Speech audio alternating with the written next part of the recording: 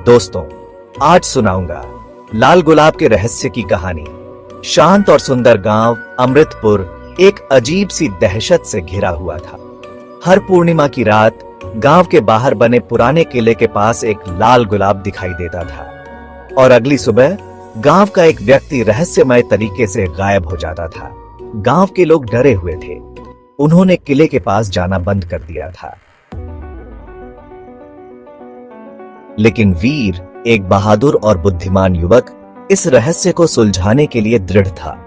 उसके पिता भी कुछ साल पहले इसी तरह गायब हो गए थे और वीर उनकी तलाश करना चाहता था। पूर्णिमा की रात वीर छुपकर किले के पास गया।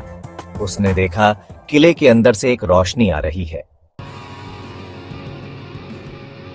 वह धीरे धीरे अंदर गया। एक कमरे में उसने देखा एक बूढ़ा आदमी एक मेज पर बैठा हुआ है। मेज पर एक लाल गुलाब रखा हुआ है। बूढ़ा आदमी गुलाब को ध्यान से देख रहा था। वीर छुपकर उसकी बातें सुनने लगा। बूढ़ा आदमी बड़बड़ा रहा था, आज फिर एक जान जाएगी। यह गुलाब मौत का प्रतीक है। वीर समझ गया, यह बूढ़ा आदमी ही गायब होने वाले लोगों के पीछे है। उसने बूढ़े आदमी को पकड़ने का फैसला किया, लेकिन जैसे ही वह आगे बढ़ा, बूढ़ा आदमी मुड़ गया।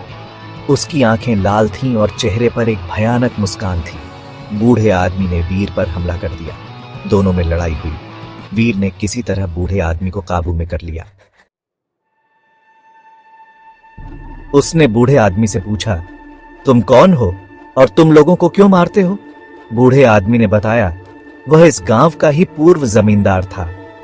उसके बेटे को कुछ साल पहले गांव वालों ने मार दिया था। वह अपने बेटे की मौत का बदला लेना चाहता था, इसलिए हर पूर्णिमा की रात वह एक व्यक्ति को मारकर उसके खून से लाल गुलाब बनाता था। वीर को बूढ़े आदमी की कहानी सुनकर दुख हुआ, लेकिन उसने उसे बताया कि बदला लेने का यह तरीका गलत है। उसने बूढ़े आदमी को पुलिस के हवाले कर दिया। अगली सुबह गांव वालों को पता चला कि रहस्य सुलझ गया है। उन्हें बहुत खुशी हुई। वीर को गांव का हीरो माना गया, लेकिन वीर उदास था।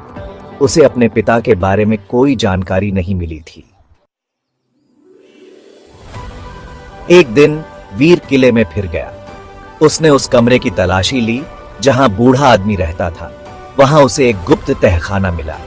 तहखाने में उसे अपने पिता की एक तस्वीर मिली।